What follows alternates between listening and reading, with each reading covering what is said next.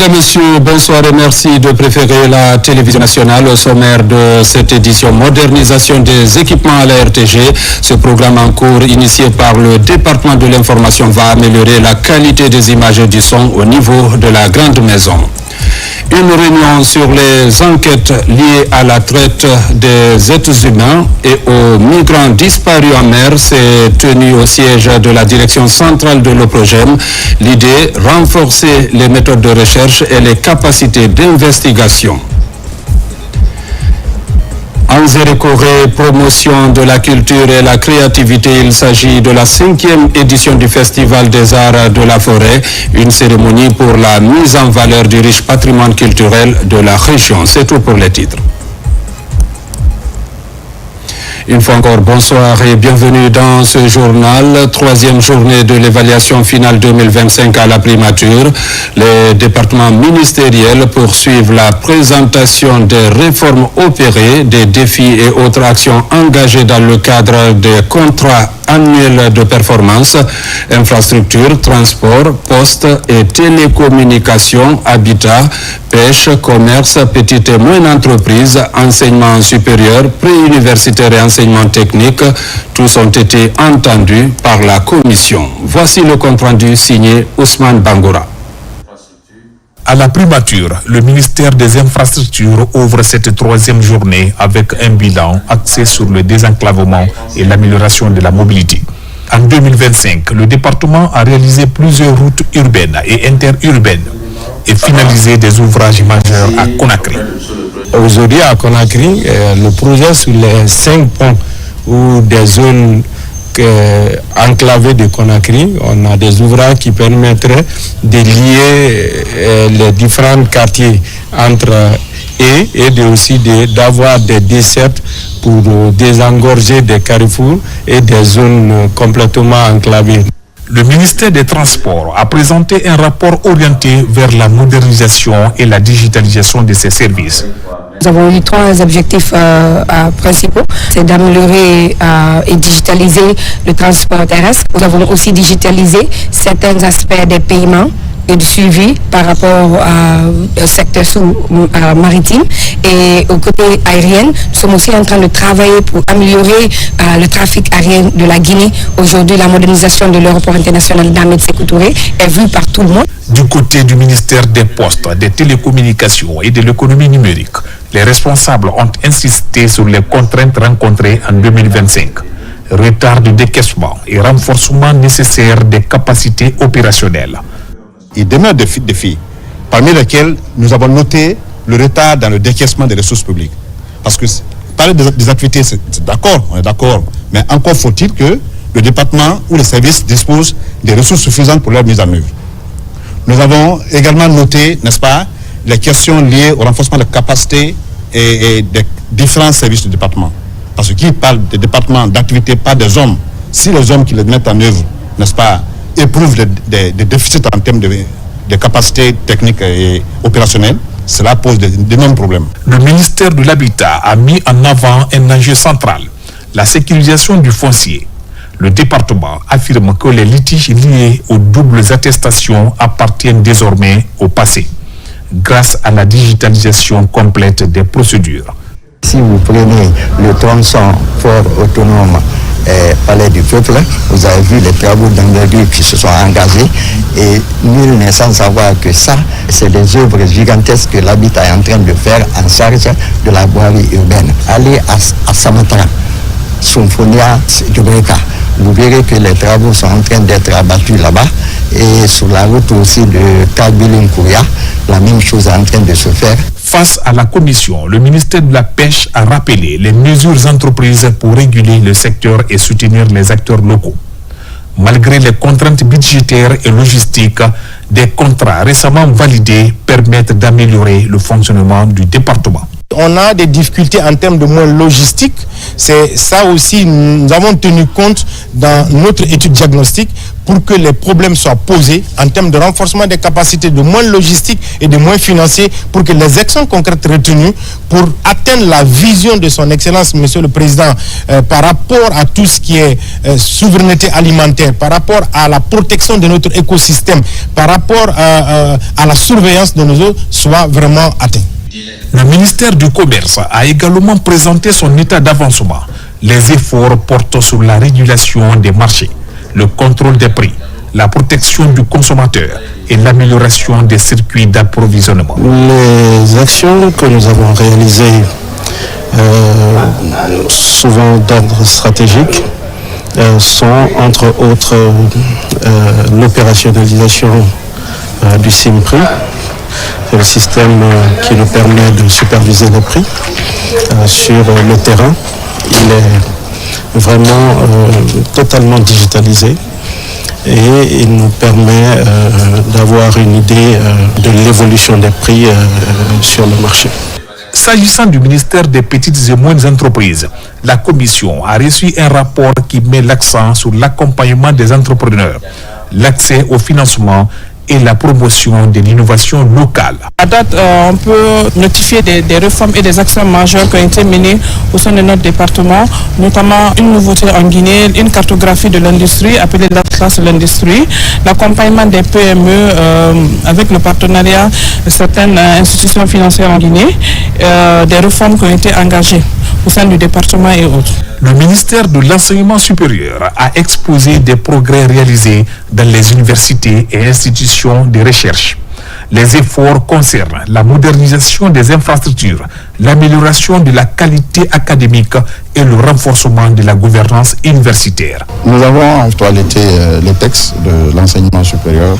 Nous avons de nouveaux règlements pour gouverner un peu les études au niveau de l'enseignement supérieur. Nous avons une plateforme unique de documentation pour permettre en fait aux apprenants d'avoir l'accès aux livres. Nous avons recruté des enseignants-chercheurs, aussi bien guinéens que non guinéens, pour améliorer le taux d'encadrement de nos institutions. Pour le ministère de l'Enseignement préuniversitaire, l'année 2025 est marquée par l'amélioration des conditions d'apprentissage, le suivi des programmes éducatifs et le déploiement d'outils digitaux au service des écoles. Il y a la pénibilité du métier d'enseignant aujourd'hui, c'est-à-dire le système de métier d'enseignant n'est pas attractif. Donc pour nous, nous sommes en train de se battre, c'est pour cela que vous avez vu le statut particulier des enseignants qui peut nous permettre aujourd'hui de rendre ce métier plus attractif. Sinon, dans les 15 prochaines années, avec les INTIC et le développement de l'intelligence artificielle, on peut se retrouver avec un manque criard d'enseignants. Enfin, le ministère de l'Enseignement technique et de la formation professionnelle a présenté les avancées liées au renforcement des centres de formation, à la mise à niveau des équipements et à la promotion des filières professionnelles. Les principales difficultés que nous avons rencontrées, c'est que nos textes organiques des différents services et des différentes directions, ces statuts ne sont pas encore validés et signés. Cette troisième journée d'évaluation s'achève sur la présentation des résultats tangibles et de priorités clairement définies. L'exercice se poursuivra avec les ministères restants afin d'établir un bilan exhaustif des performances gouvernementales pour l'année 2025. La coopération entre la République de Guinée et la Guinée équatoriale connaît un nouvel élan. Les deux pays multiplient les échanges et les rencontres pour consolider leurs relations bilatérales. C'est dans ce cadre que le vice-président de la Guinée équatoriale a reçu en audience l'ambassadeur de la République de Guinée. Compte rendu, Makeme Keleti Donzo. La relance des relations bilatérales entre Malabo et Conakry se poursuit dans un climat de confiance et de coopération. Cette dynamique se traduit par une série d'audiences entre hauts responsables des deux pays. C'est dans ce cadre qu'a eu lieu la rencontre entre le vice-président de la Guinée équatoriale et l'ambassadeur de la République de Guinée, Oumar Kandé. Nous avons parlé, par exemple, de la facilitation au niveau des visas sur le plan entre les détenteurs des passeports diplomatiques, les opérateurs économiques.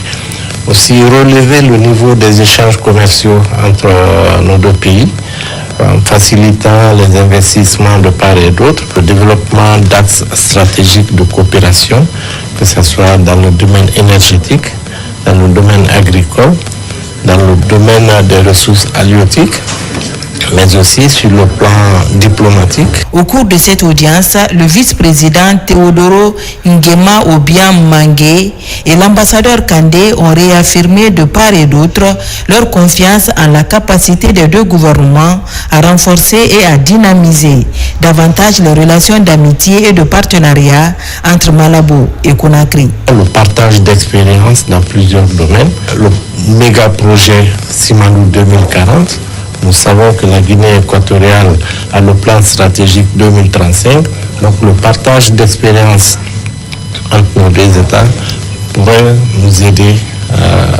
à aller de l'avant et à mettre nos ressources naturelles en valeur pour le bénéfice de nos populations. Cette relance de la coopération témoigne de la volonté des deux chefs d'État de raviver l'amitié et la collaboration constructive héritée de leur père fondateur. Scrutin présidentiel à présent, 2 jours après les élections générales en Guinée-Bissau. L'heure est à la compilation des résultats. Les Bissau-Guinéens sont à l'attente des résultats de la Commission nationale des élections.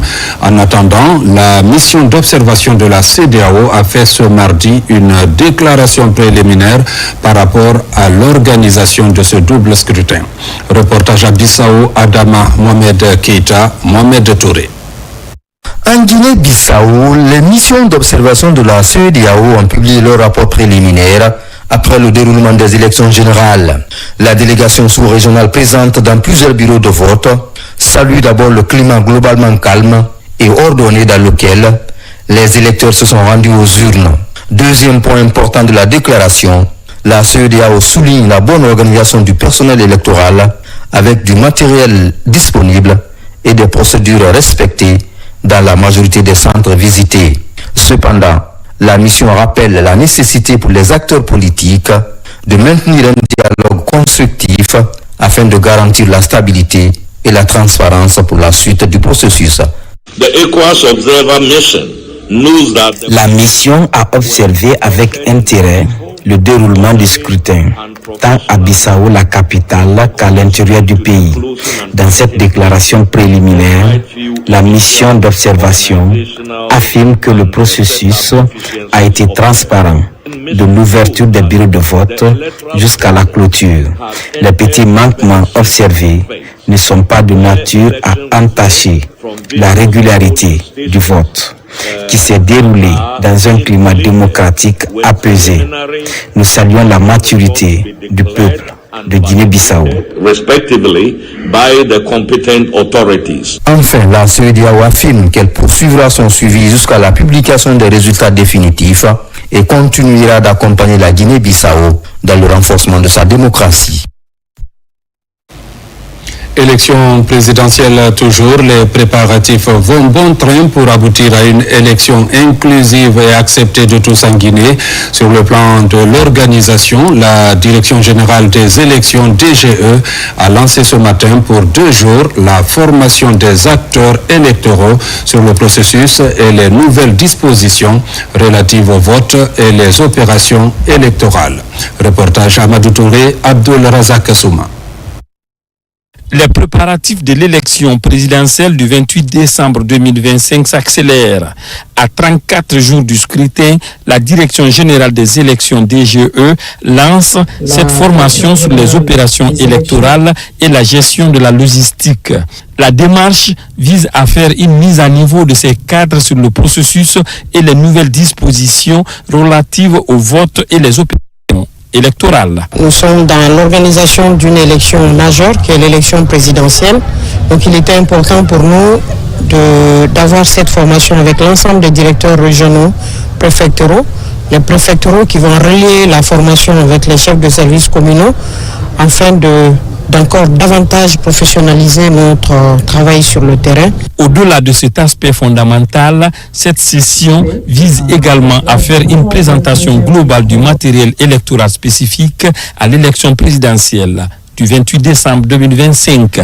Partant de notre succès lors du référendum, il est question de reproduire ce succès pour cette élection majeure qui est l'élection présidentielle. Nous avons tiré des leçons durant le référendum et ces leçons, c'est la partie logistique et la partie opérationnelle.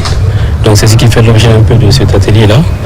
Et nous avons mobilisé tous les 33 préfectoraux, plus les 8 régionaux et les 13 communes de Conakry. Cette formation est vraiment nécessaire en ce sens qu'elle nous permet de comprendre l'ensemble des matériels électoraux que nous recevons dans nos régions, dans nos préfectures ainsi que dans nos communes par rapport à l'utilisation efficace de ces matériels. Ces séances qui vont durer 2 jours visent aussi et surtout à renforcer les capacités de ces acteurs sur la procédure de vote, la vérification d'usage et l'ouverture d'un bureau de vote d'une part et de l'autre à approfondir la maîtrise de ces acteurs sur le remplissage des fiches et la transmission des procès-verbaux. Je vous l'annonçais aussi dans les titres, le ministère de l'Information et de la Communication dans la dynamique d'équipement et de modernisation des médias de service public. Après la relance des sites de diffusion, le réveil des radios rurales et la rénovation du siège du quotidien national Oroya, le ministre Fana Souma s'investit pour améliorer les équipements à la RTG. Des travaux sont en cours à l'issue desquels une nette évolution devrait se sentir dans la qualité des images et du son. Plus de détails avec Tierno Ousmane Diallo. Pour avoir passé l'essentiel de sa carrière à la RTG, le ministre de l'Information et de la Communication, Fana Souma, enfin connaisseur de la maison, est à pied d'œuvre pour sa modernisation, en investissant sur le segment de diffusion à travers l'installation d'équipements de numérisation. Un pas est sur le point d'être franchi dans l'atteinte d'un objectif majeur dans le développement de la télévision nationale. Alors, concrètement, le but de ces équipements, c'est de passer de la définition actuelle qui n'est pas dans les normes et de passer en haute définition dans les normes internationales. C'est juste vraiment le but ultime, c'est ça. Donc l'ensemble de ces équipements-là ont pour rôle d'augmenter la qualité des images et du son à partir du nodal. On peut passer de la haute définition même jusqu'à la ultra haute définition. Tout dépendra maintenant du flux que certains appareils peuvent recevoir au niveau de la maison. Mais oui, on est capable d'aller même jusqu'à ultra haute définition après la mise en œuvre de ces équipements. On aura un meilleur son et beaucoup plus clair, donc avec moins de grésillements. Donc parce qu'en voulant trop compresser le son, on finit par perdre la qualité et voilà, donc on pourra avoir un son de meilleure qualité avec digne d'une télé de 2025. La RTG est une des vitrines de la Guinée.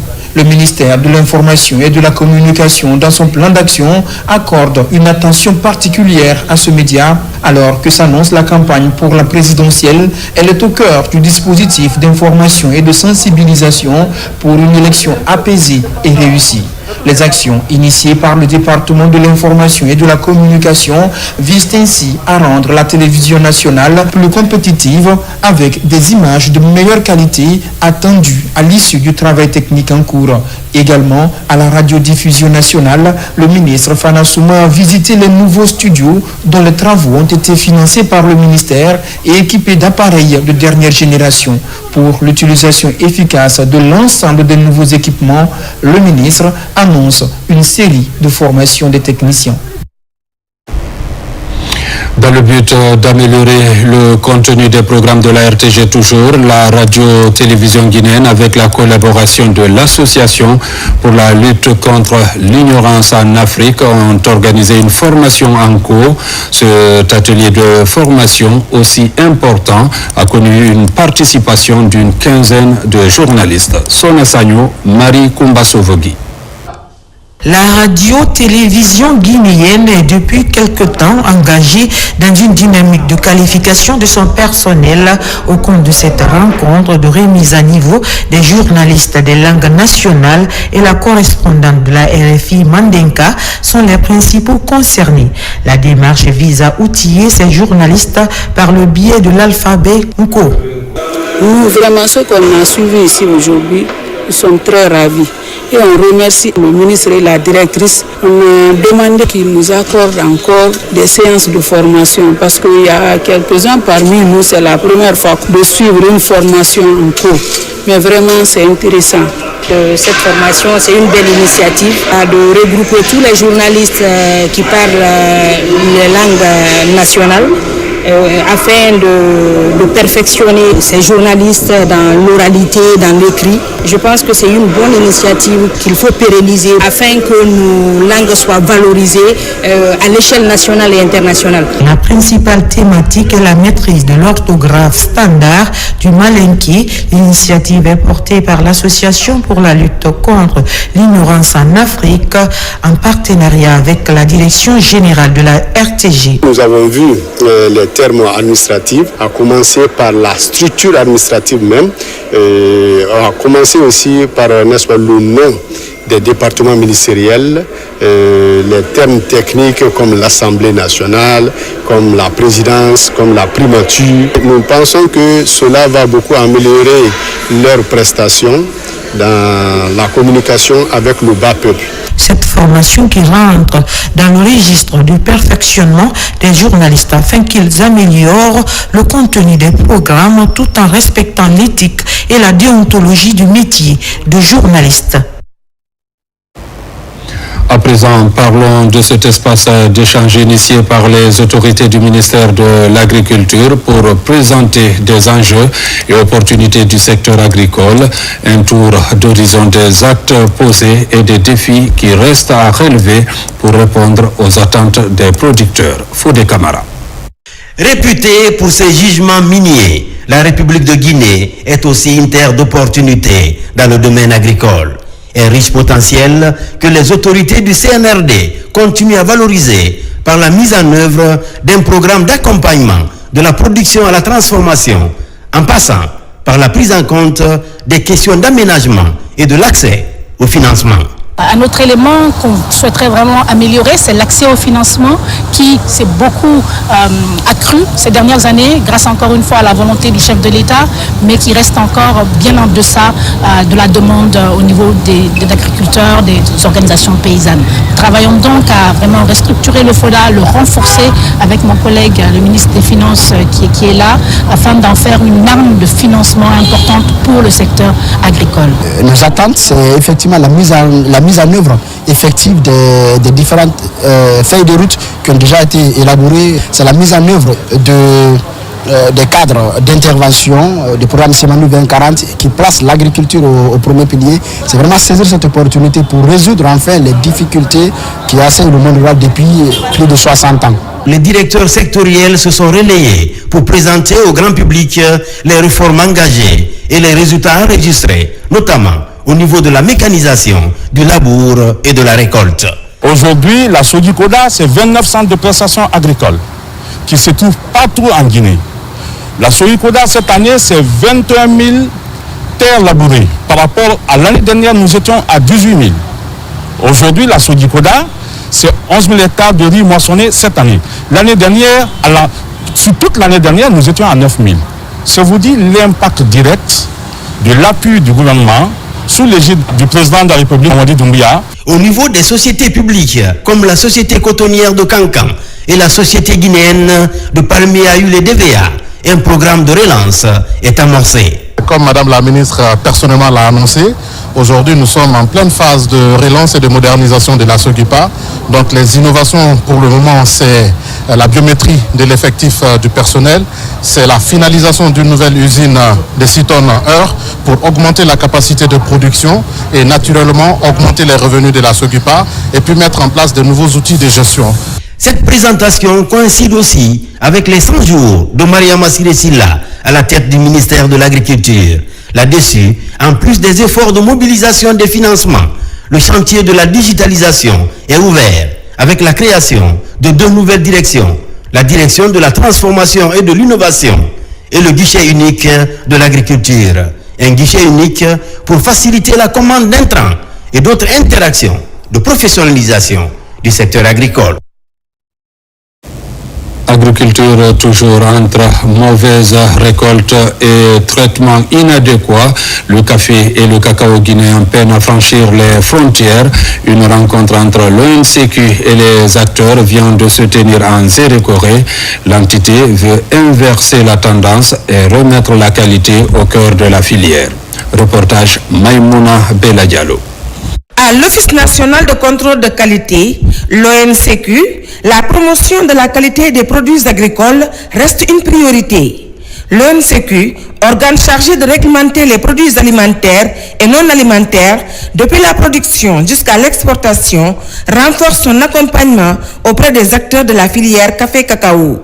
Que le cacao doit être stocké sur une palette en caoutchouc, qu'à 24 degrés, c'est extrêmement important.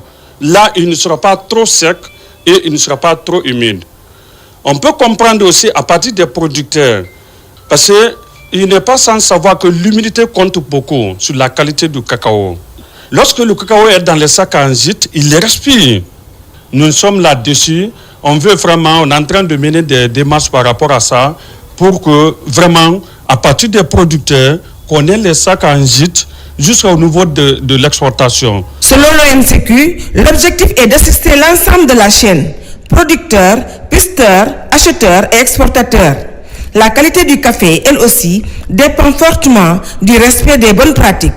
Et nous faisons quoi? À travers des sensibilisations, à travers des formations, nous les expliquons clairement comment un pisteur qui est là, et un acheteur qui est là, comment il doit se comporter pendant les moments de transport pour toujours maintenir la bonne qualité et comment il doit stocker.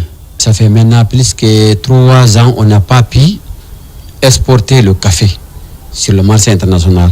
C'est pas parce que le café guinéen n'est pas bon, mais le manque de traitement, ça nous affecte beaucoup dans le marché. Ce que je donne le conseil à le paysan, c'est de laisser le produit arriver au temps avant de cueillir. Quand le produit arrive au temps avant de cueillir, ça sort de bonne qualité. Notre café aujourd'hui, le café guinéen aujourd'hui est plus doux que le café des sous-régions. Parce que notre café, c'est des cafés naturels. Tout le monde veut des cafés guinéens, mais seulement le traitement qui décourage nos clients à l'extérieur. À travers ces sensibilisations, l'Office national de contrôle de qualité espère redonner à la filière café-cacao toute sa compétitivité et permettre aux producteurs guinéens de tirer pleinement profit de leur récolte. Ce mardi matin, dans la commune de Matam, une réunion internationale basée sur la résolution des enquêtes liées à la traite des êtres humains et aux migrants disparus en mer vient de se tenir au siège de la direction centrale de l'OPROGEM. Objectif, renforcer les méthodes de recherche et les capacités d'investigation afin de lutter contre la traite des personnes et le trafic de migrants. Reportage Ibrahima Ibeka Kamara. C'est au siège de l'Office de protection du genre, de l'enfance et des mœurs au PROGEM que se sont ouvertes les activités de la réunion régionale consacrée à la résolution des enquêtes sur la traite des êtres humains et les migrants disparus en mer. La cérémonie d'ouverture placée sous le signe du partage d'expériences, du renforcement de la coopération, a réuni plusieurs cadres du ministère de la Sécurité ainsi que des experts venus des pays d'Afrique centrale et d'Afrique de l'Ouest. Il faut reconnaître que la traite des personnes et le trafic des migrants est au centre des actions prioritaires du gouvernement guinéen depuis le 5 septembre 2021, sous le leadership de son Excellence M. Mamadi Doumbouya, président de la République. Cette vision gouvernementale est mise en œuvre au niveau du ministère de la Sécurité et de la Protection civile par Monsieur le ministre général Bachir Diallo, pour lequel le PROGEM est un service stratégique qui mérite une attention particulière, car il est chargé de la mise en œuvre de la politique du gouvernement en matière de la protection des personnes vulnérables. Nous saluons la disponibilité, l'engagement et la collaboration exemplaire des autorités guinéennes qui ont rendu possible la tenue de cet important rassemblement. L'organisation de cette rencontre à Conakry témoigne de la confiance accordée à cette unité spécialisée de la police nationale. Monsieur le ministre me charge de féliciter et remercier très sincèrement la direction générale de l'Oprogem et l'ensemble de son personnel pour leur bravoure et courage qu'ils ne cessent de prouver sur le territoire national et au-delà nos frontières dans leur domaine spécifique. Pendant 3 jours, les participants bénéficieront de formations et de techniques destinées à démanteler les réseaux impliqués dans la traite des êtres humains. À l'issue de ce partage d'expérience avec les experts du secrétariat général d'Interpol de Lyon, ils seront davantage outillés pour combattre ce phénomène sur tous les fronts. Au niveau de la petite enfance, validation de la politique nationale pour les 10 prochaines années, un programme qui prend en compte plusieurs aspects de la protection des tout-petits. Le point avec Mohamed De Camara. Après évaluation de l'ancienne, la nouvelle politique nationale de l'enfance est élaborée et validée. C'est un document ambitieux qui prend en compte le renforcement, notamment du système national de protection de l'enfant. Cette nouvelle ambition du gouvernement en faveur des enfants guinéens se veut inclusive pour les 10 prochaines années. Le nouveau défi qui se présente dans le domaine globalement de l'enfance, vous avez l'addition à la cybertechnologie. Les enfants aujourd'hui sont très accros au téléphone, donc ça devient une menace pour eux. Il y a des menaces liées aussi aux crises récurrentes avec les crises sanitaires, mais aussi la question des crises catastrophes naturelles. Cette politique nationale qui nous réunit aujourd'hui est une avancée majeure. Elle montre que la Guinée choisit de placer l'enfant au cœur de son développement.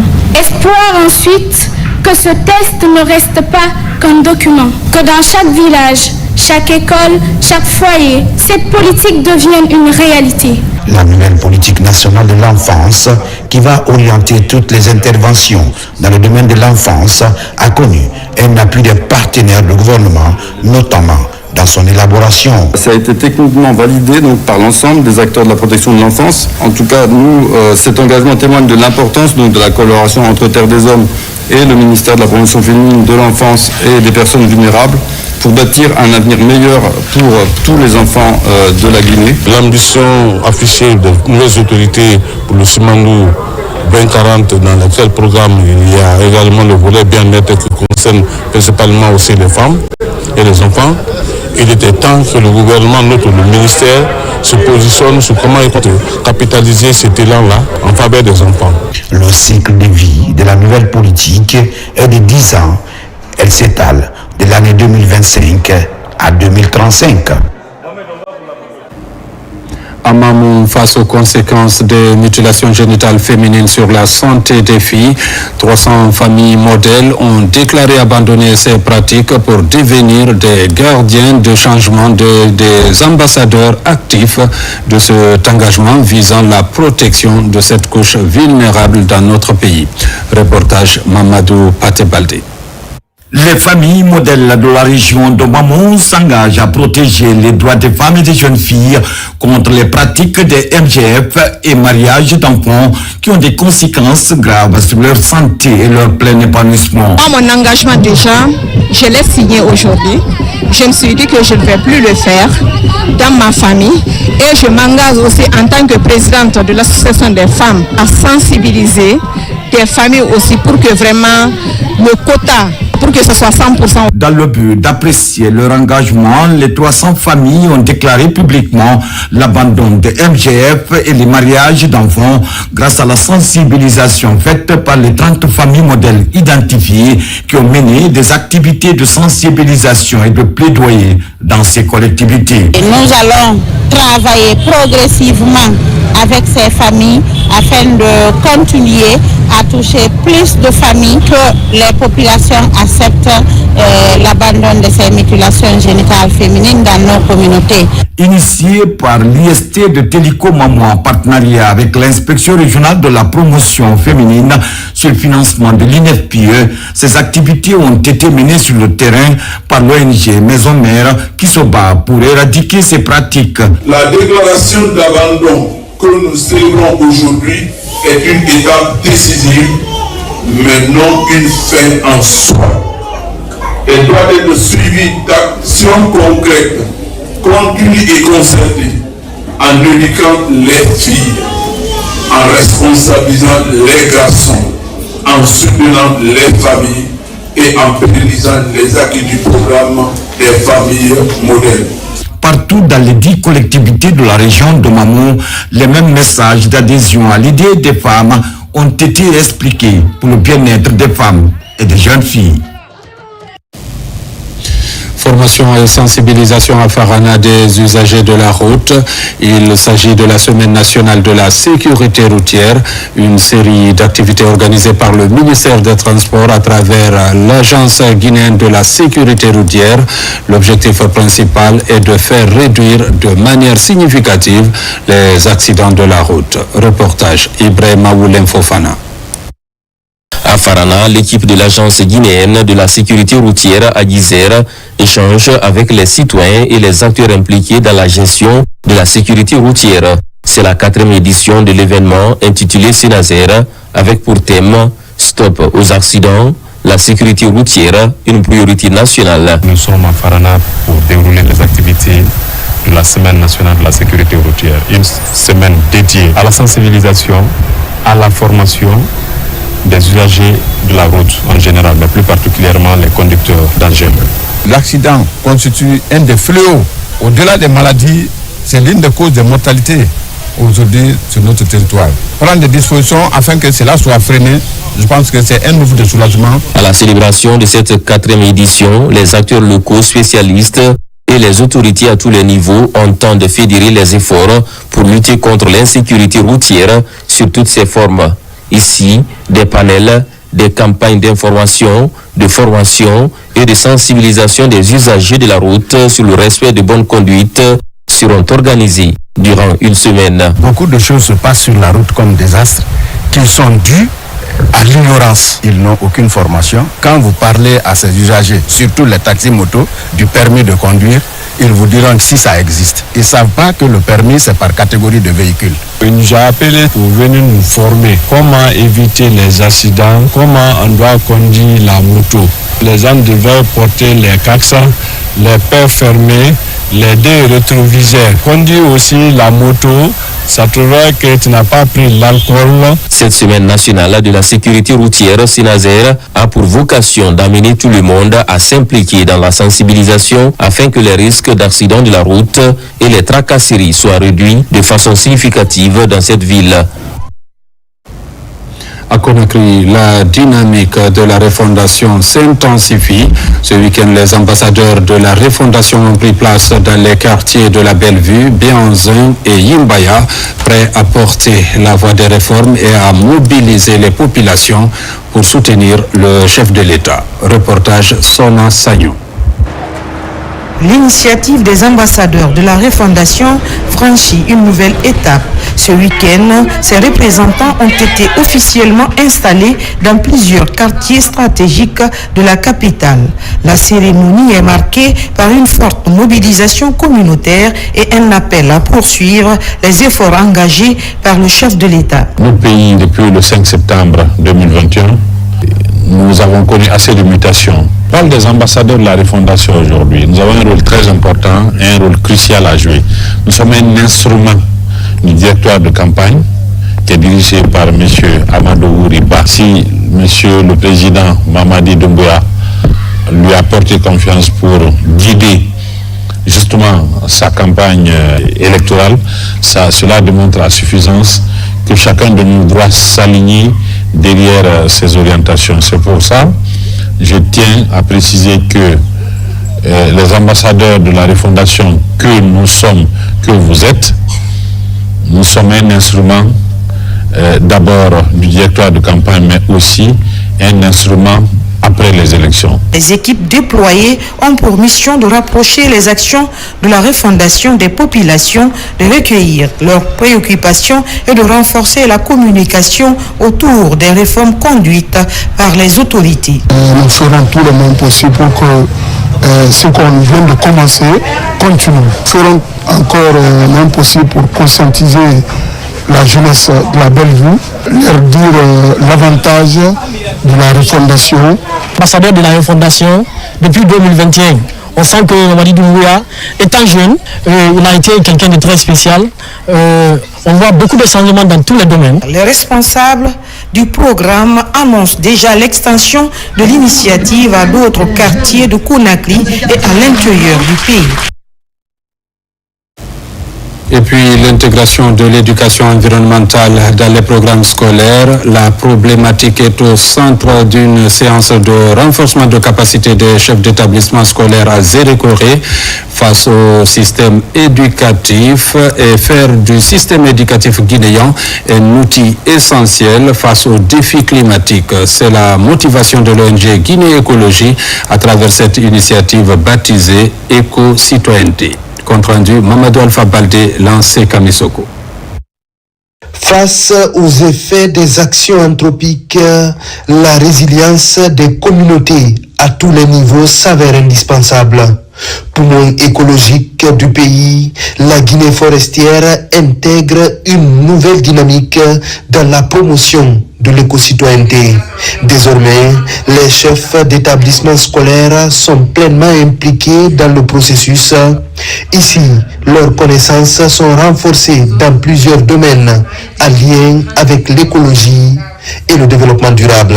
Il faut vraiment une approche éducative à la base. Il faut imprégner les enfants à base à ce qu'est l'éco-citoyen pour pouvoir avoir des générations futures responsables. D'où l'implication des enseignants des cycles élémentaires et secondaires pour amener les jeunes à s'investir dans la protection et la préservation de l'environnement à travers des outils pédagogiques adaptés. Cette initiative innovante est portée par l'ONG Guinée Écologie avec un objectif ambitieux, intégrer progressivement l'éducation environnementale dans les programmes nationaux, en commençant par les acteurs de terrain. Je compte vraiment éduquer les élèves qui sont des ambassadeurs de chaque famille pour qu'ils puissent à leur tour éduquer la population par rapport à la protection de l'environnement. La gestion des déchets en milieu scolaire, la lutte contre le déboisement, l'importance de la biodiversité locale, autant de thèmes pour la préservation des écosystèmes ont fait l'objet de discussions durant ces journées d'échange et de partage.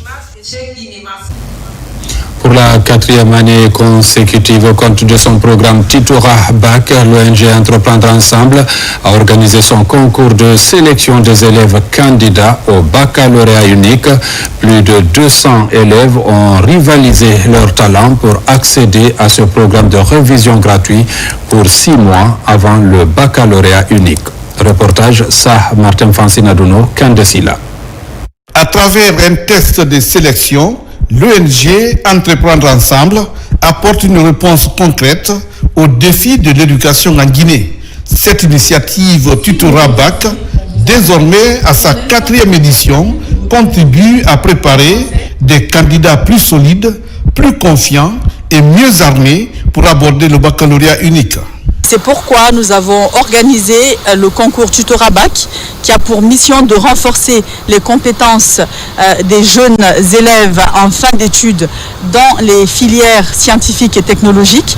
Nous essayons de renforcer leurs compétences, de nous assurer également qu'ils aient le baccalauréat scientifique et nous les accompagnons une fois qu'ils obtiennent le baccalauréat. Le test organisé a regroupé plus de 200 élèves issus d'écoles publiques.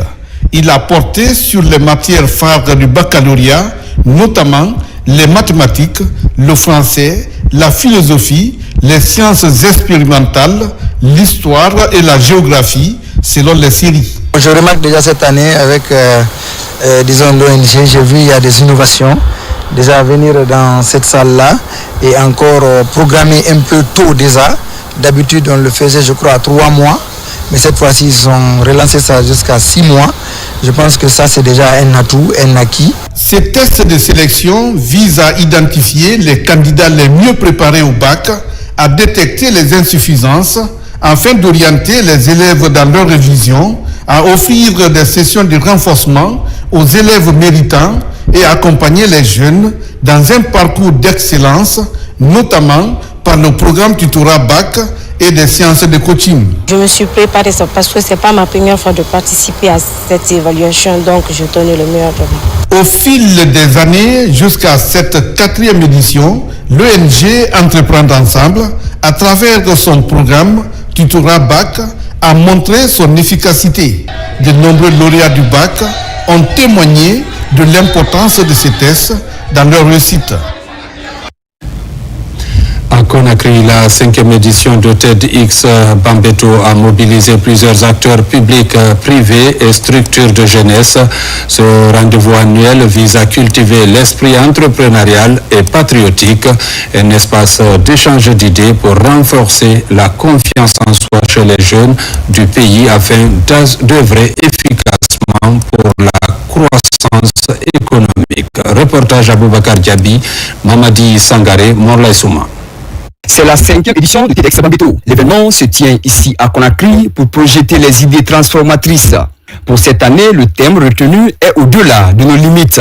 Cet espace instructif qui regroupe des cadres et des jeunes du pays prône des échanges d'expériences pour transformer positivement nos communautés. Ici, plusieurs speakers partagent à tour de rôle leur expérience dans divers domaines d'activité pour encourager l'éducation, l'entrepreneuriat, l'impact social et la culture. La particularité, c'est la maturité. Nous avons grandi en expérience. Aujourd'hui, TEDx Bambeto est l'un des événements les plus prisés de l'année.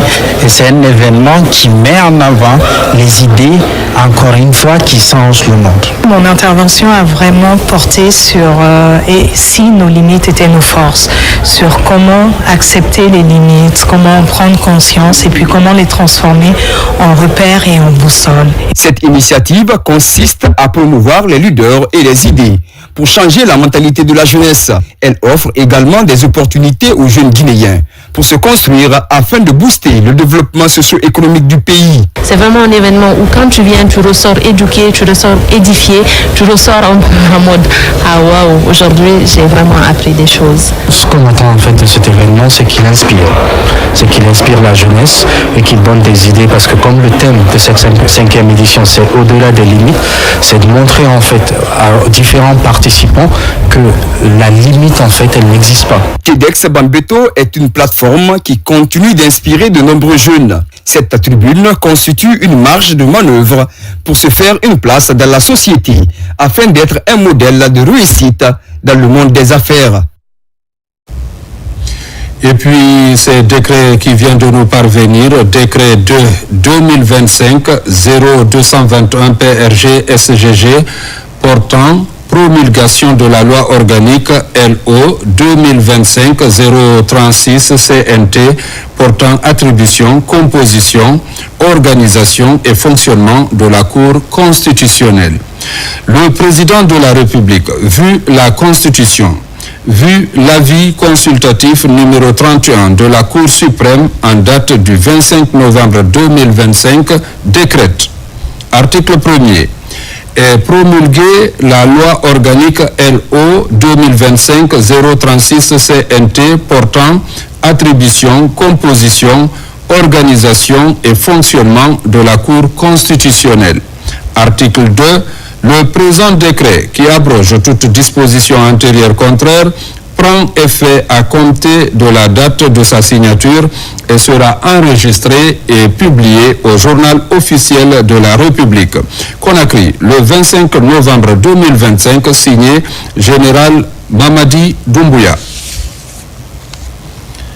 Décret D 2025-0222 PRG SGG portant promulgation de la loi organique LO 2025-037 CNT portant attribution, organisation et fonctionnement de la Cour suprême. Le président de la République, vu la Constitution, vu l'avis consultatif numéro 32 de la Cour suprême en date du 25 novembre 2025, décrète, article 1er, est promulguée la loi organique LO 2025-03 CNT portant attribution, organisation et fonctionnement de la Cour suprême. Article 2. Le présent décret qui abroge toute disposition antérieure contraire prend effet à compter de la date de sa signature et sera enregistré et publié au journal officiel de la République. Conakry, le 25 novembre 2025, signé Mamadi Doumbouya. Décret D-2025-0223 PRG-SGG portant promulgation de la loi organique LO 2025-035 CNT portant régime des partis politiques et autres organisations à caractère politique. Le président de la République, vu la Constitution, vu l'avis consultatif numéro 30 de la Cour suprême en date du 25 novembre 2025, décrète, article 1er, et promulgué la loi organique LO 2025-035 CNT portant régime des partis politiques et autres organisations à caractère politique. Article 2. Le présent décret qui abroge toute disposition antérieure contraire prend effet à compter de la date de sa signature et sera enregistré et publié au journal officiel de la République. Conakry, le 25 novembre 2025, signé président Mamadi Doumbouya. Festival de la diaspora guinéenne en France, occasion pour les ressortissants de discuter des problématiques de l'heure, notamment le soutien des actions du chef de l'État Mamadi Doumbouya. Reportage Sekou Fernand Kourouma, Alia John Kamara. C'est un événement qui vise à mobiliser la diaspora autour des acquis de la refondation nationale engagée sous le leadership du général Mamadi Doumbouya. Il s'agit pour les initiateurs de promouvoir tous ces acquis qui prennent largement en compte l'unité nationale, la cohésion sociale, le patriotisme et la contribution de la diaspora au développement du pays. L'essentiel de cette rencontre a été orienté sur la définition des perspectives qu'il faut mettre en place. Le grand festival patriotique de la diaspora guinéenne est aussi une occasion de réflexion majeure sur le renforcement des liens entre la diaspora et les institutions de la République d'une part, d'autre part, la valorisation des conditions de la femme et des jeunes, puis la sensibilisation des leaders de la diaspora aux enjeux citoyens, économiques et sociaux liés à l'exécution du méga-projet Simandou 2040. Notre coordination n'est pas seulement une structure, elle est le reflet de l'unité, du patriotisme et de l'engagement citoyen de la diaspora guinéenne. Notre rôle est essentiel, mobiliser la diaspora autour des valeurs de la solidarité, de justice et du patriotisme. C'est dans ce contexte qu'une conférence a été organisée et des panels installés pour mettre en lumière la vision du chef de l'État concernant l'industrialisation et la transformation nationale pour le bonheur des Guinéens. Le programme Simandou est un programme de développement socio-économique responsable et durable pour le bénéfice de tous les Guinéens. Cette édition du grand festival de la diaspora a permis de faire de la visibilité sur les réformes et initiatives gouvernementales, de valoriser le leadership féminin et de la jeunesse. Pour clore la rencontre, un festival a été organisé suite à l'installation de la nouvelle coordinatrice. Un véritable moment historique d'unité, de mobilisation et d'engagement. Après sa tournée dans les différentes régions administratives du pays, le collectif de la diaspora a clos sa campagne de sensibilisation sur le projet Simandou à la Maison de la Presse. Face aux hommes de médias, les jeunes Guinéens de l'extérieur sont revenus sur les piliers du méga-projet et les avantages liés à l'implication de tous les Guinéens pour la réussite du dit projet. Reportage Bakari Bambakonde. Le collectif Diaspora Langoundé a achevé sa tournée de sensibilisation sur le projet Simandou à la Maison de la Presse de Conakry. Après avoir parcouru les 7 régions administratives de l'intérieur du pays, cette rencontre a réuni journalistes, acteurs de la société civile et citoyenne pour discuter des enjeux et des opportunités liées à ce projet minier d'envergure. La population aujourd'hui, elle attend beaucoup de ce programme Simandou. Donc nous, on a été à l'écoute de cette population afin que les attentes de cette population soient bien prises en compte par le gouvernement. Nous lançons aussi un appel au chef de l'État pour leur dire qu'on a un rapport du terrain qu'on souhaiterait nous faire parvenir. La tournée du collectif a permis de toucher un large public à travers les différentes régions de la Guinée, apportant des éclairages sur des implications du projet et du programme Simandou. Cette clôture à la Maison de la Presse vise à faire le point sur les principales thématiques abordées lors de la tournée. Nous, à l'Agence guinéenne de d'évaluation environnementale et particulièrement au sein du ministère de l'Environnement et du Développement durable, ce programme nous intéresse à plus d'un titre parce que le ministère de l'Environnement et du Développement durable est un élément transversal dans le programme Simandou 2040. Si le peuple ne s'accapare pas de ce programme, nous n'allons pas atteindre l'objectif recherché. Il y a une vision qui est très appréciée et que tous les experts à tous les niveaux indiquent que ce sera une réussite pour la Guinée et que ça permettra à la Guinée de sortir de la situation dans laquelle nous sommes. La mobilisation des citoyens, soutenue par une information transparente et accessible sur Simandou par le collectif Diaspora Langounde, est essentielle pour garantir que ce projet devienne un véritable levier de développement durable pour la Guinée. Dans le registre de la consolidation de la paix et du leadership féminin, des micro-projets sont lancés à Kankan, les bénéficiaires des sociétés civiles locales pour soutenir l'élan de développement du pays, la lutte contre la pauvreté, un enjeu important pour faciliter la mobilisation politique en milieu rural. Diamokaba. À Kankan, au sein de la société civile locale, de nouveaux micro-projets voient le jour pour plus de dynamisme et de performances. Les activités autour du leadership féminin et la cohésion sociale sont officiellement lancées. Les consortiums ODICO et DHD international sont des bénéficiaires fortement mobilisés pour promouvoir des projets sur le leadership féminin afin de soutenir la consolidation de la paix, l'éducation et la citoyenneté.